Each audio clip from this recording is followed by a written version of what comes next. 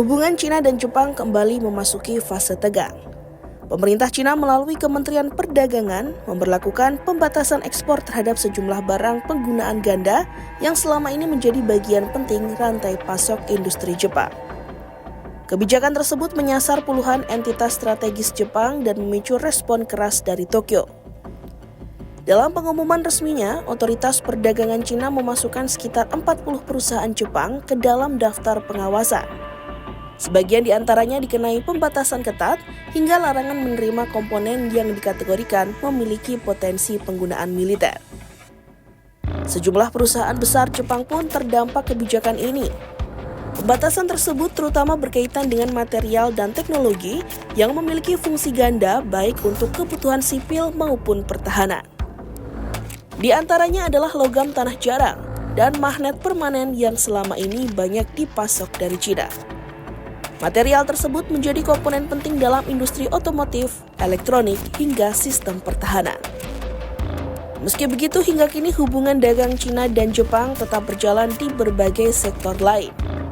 Cina masih menjadi salah satu mitra dagang terbesar Jepang, sementara perusahaan Jepang tetap memiliki investasi signifikan di pasar Cina.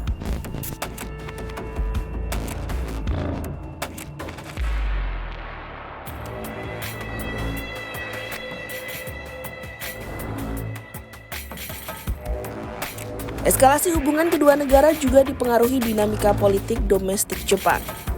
Ketegangan dipicu pernyataan Perdana Menteri Jepang Sanai Takaichi yang menganggap serangan Cina ke Taiwan sebagai ancaman bagi Jepang. Pernyataan tersebut memicu reaksi keras Cina sejak November 2025.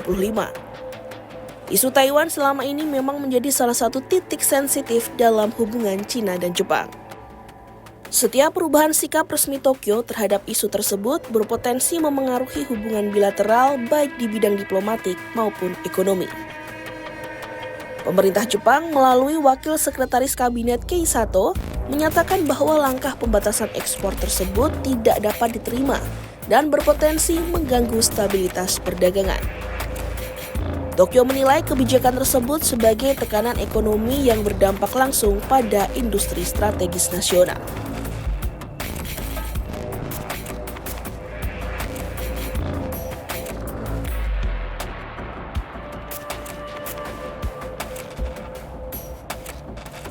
Menghadapi pembatasan tersebut, Jepang tidak serta-merta mengambil langkah pemutusan hubungan ekonomi total. Pemerintah Jepang justru mendorong strategi diversifikasi rantai pasok atau yang dikenal dengan pendekatan China plus many. Melakukan kebijakan ini, perusahaan Jepang didorong untuk memperluas sumber material ke negara lain seperti India, Vietnam, dan Australia. Jepang juga mengambil sikap untuk memperkuat koordinasi keamanan dengan Amerika Serikat dan Korea Selatan.